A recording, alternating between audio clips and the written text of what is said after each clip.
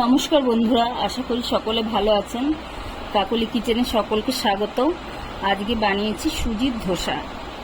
একঘেয়ে রুটি পরোটা খেতে ইচ্ছে না করলে সুজির ধোসা বানিয়ে নিতে পারেন, খেতে ভালো লাগবে। তাহলে চলুন দেখা যাক কি করে বানিয়েছি। আমি মিক্সিং জারে 1 কাপ সুজি দিয়ে দিচ্ছি, আর দিচ্ছি 2 চামচ বেসন। এবার এটাকে একবার ঘুরিয়ে নেব। আমি দুবার গুঁড়িয়ে নিয়েছি। এখন আমি এর ভেতরে 1 কাপ দই দিয়ে দিচ্ছি, আর দিয়ে দিচ্ছি একটু জল সামান্য।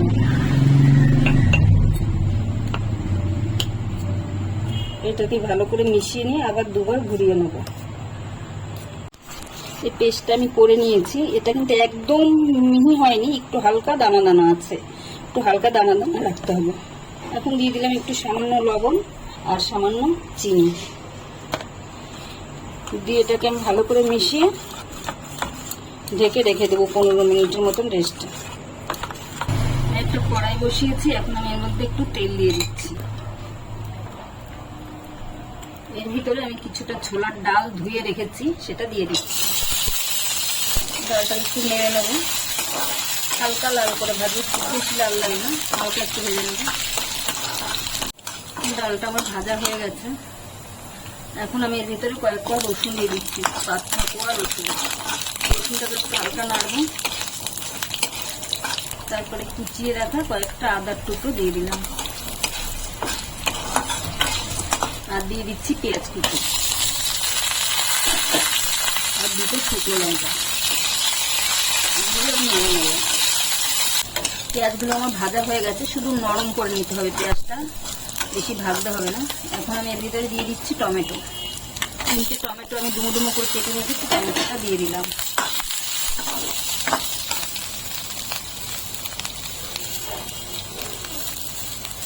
আর দিয়ে দিচ্ছি লবণ। এখন এটাকে ভালো করে নাড়িয়ে গ্যাসটা লোতে রেখে ঢেকে রাখতে হবে। ঢেকে নরম করে নেবো টমেটোটা। টমেটো আমার কিছুটা নরম হয়ে এসছে। এখন আমি এর ভিতরে একটু চিনি দিয়ে দিলাম, কালারের জন্য দিয়ে দিলাম কাশ্মীরি লঙ্কার গুঁড়ো, ছোটো চামচের 1 চামচ। আমি প্রথমে মাত্র 2টো লঙ্কা দিয়েছিলাম, কালারের জন্য একটু কাশ্মীরি লঙ্কার গুঁড়ো দিয়ে দিয়েছি। এখন একটু জল দিয়ে দেবো। এখন আমি আবার এটাকে ঢেকে রাখবো। টমেটোটা আমার ভালো সিদ্ধ হয়ে গেছে, জলটাও শুকিয়ে গেছে। এখন আমি এটাকে নামিয়ে নেবো, নামিয়ে ঠান্ডা করে নেবো। কড়াইতে 1 চামচের মতন তেল দিয়েছি, এখন দিয়ে দিচ্ছি কয়েকটা জিরে, আর দিচ্ছি সর্ষে। সর্ষেটা ভালো করে ফুটে গেছে, এখন আমি পেঁয়াজ দিয়ে দিচ্ছি। পেঁয়াজ দিয়ে একটু ভালো করে নেড়ে নিতে হবে। পেঁয়াজটা আমার ভাজা হয়ে গেছে, আমি এখন 1টি লঙ্কা কুচি দিচ্ছি, কাঁচা লঙ্কা কুচি। পেঁয়াজটা লাল লাল করে ভাজতে হবে না, শুধু একটু নরম হয়ে গেছে। আমি সামান্য একটু হিং দিয়ে দিচ্ছি, এটা অপশনাল, এটা চাইলেও দিতে পারেন, নাও দিতে পারেন। আর দিয়ে দিচ্ছি কিছুটা কারি পাতা আর একটু কাশ্মীরি লঙ্কা গুঁড়ো, সামান্য একটু হলুদ। এখন আমি সবগুলো ভালো করে নেড়ে নেব।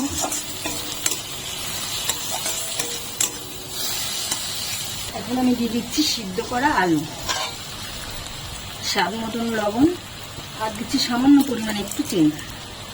এখন আমি আলুটাকে ভালো করে মশলার সঙ্গে মিশিয়ে নেব। আমি আলুটা মশলার সঙ্গে ভালো করে মিশিয়ে নিয়েছি। এখন আমি এর ভিতরে সামান্য একটু জল দিয়ে দিচ্ছি। এই আলু মশলাটা খুব বেশি শক্ত শক্ত হবে না, একটু নরম নরম হবে, সেই জন্য সামান্য একটু জল দিলাম। আলু মশলা আমার তৈরি হয়ে গেছে। সব শেষে আমি একটু ধনেপাতা কুচি দিয়ে দিচ্ছি। আমি ধনেপাতা দিয়ে নাড়িয়ে চাড়িয়ে নামিয়ে নেব। আমি টমেটোটা ঢেলে নিয়েছি, আর এই কটা ধনেপাতা ডান্টি দিয়ে দিচ্ছি। এখন আমি এটাকে পেস্ট করে নেব। এটা আমি একটা বাটিতে ঢেলে নিয়েছি। এখানে কড়াইতে আমি একটু তেল গরম করে নিয়েছি। এখন আমি ফোড়নে সর্ষে দিয়ে দিচ্ছি, আর দিয়ে দিচ্ছি কয়েকটা কারি পাতা।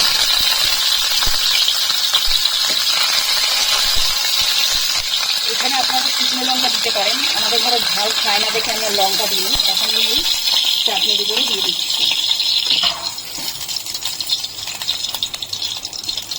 তেলটাকে একটু মিশিয়ে দিতে হবে। এটা পেঁয়াজ টমেটোর চাটনি হচ্ছে। আমার আগের ভিডিওতে ইডলির সঙ্গে আমি নারকেলের চাটনিটা দিয়েছিলাম। যেটা আপনাদের পছন্দ হয় সেটাই করবেন, দুটোই খেতে ভালো। সুজিটা আমার অনেকটা ঘন হয়ে গেছে, সুজিটা ফুলে গেছে। এখন আমি এই ছোট্ট চামচের 1 চামচ বেকিং সোডা দিয়ে দিলাম। দিলাম এর মধ্যে সামান্য একটু জল দিয়ে আমি এটাকে ভালো করে একটু ফেটতে হবে। 3-4 মিনিট ধরে এটাকে ফেটিয়ে নিয়েছি। এখন খুব সুন্দর স্মুথ হয়ে গেছে। এরকম ঘনত্বটা এরকমই থাকবে। প্যান বসিয়েছি, একটু তেল দিয়ে দিয়েছি। তেলটা আমি ন্যাকড়া দিয়ে সারা প্যানের গায়ে লাগিয়ে এটাকে একটু গরম করে নিতে হবে। প্যানটা চাটুটা আমার গরম হয়ে গেছে। এখন একটু জলের ছিটা দিয়ে নিতে হবে। জলের ছিটা দিয়ে এবার ন্যাকড়াটাকে নিতে হবে।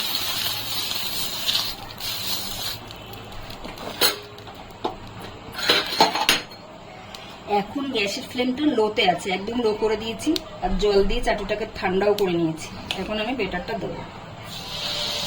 আমি 1 হাতা বেটার দিলাম।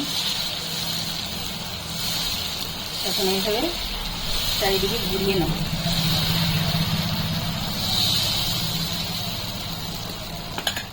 এখন এটাকে হাই টু মিডিয়াম করে দিতে হবে। বেটারটা দেওয়ার সময় লো করে দিতে হবে, কিন্তু তারপরে হাই টু মিডিয়াম করে দিতে হবে।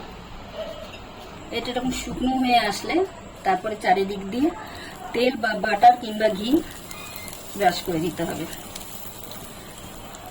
আমি বাটার ব্রাশ করছি।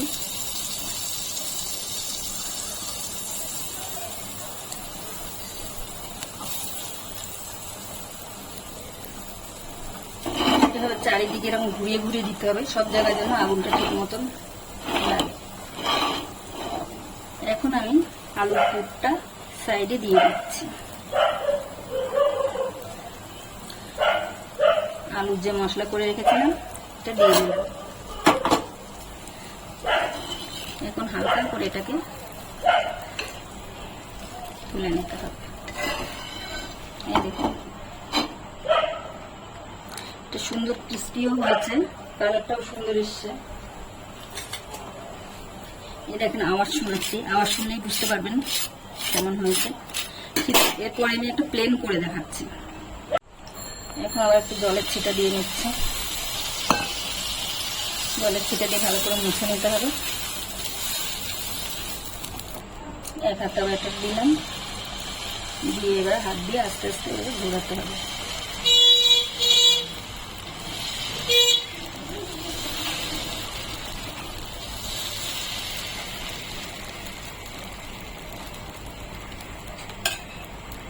পুরটা এরকম শুকনো হয়ে আসার পরে তারপরে আমি চারিদিক দিয়ে বাটার দিয়ে দিচ্ছি। উপর দিয়েও অল্প করে দিয়ে দেবো।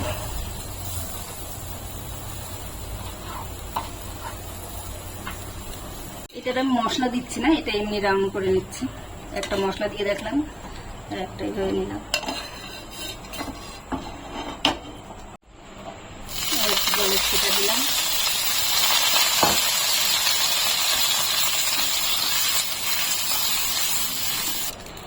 এক হাতা বেটার দিলাম।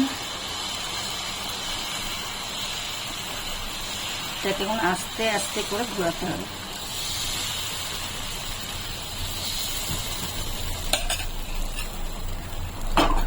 চারি সাইড দিয়ে আমি এখন বাটার দিয়ে দিচ্ছি। উপর দিয়ে একটু দিয়ে দিলাম।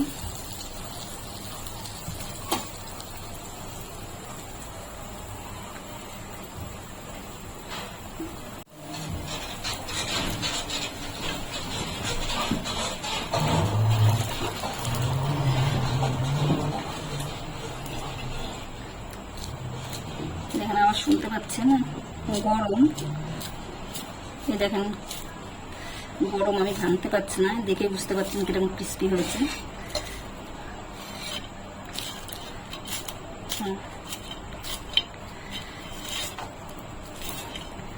আওয়াজ শুনে গরমের জন্য ভাঙা যাচ্ছে না।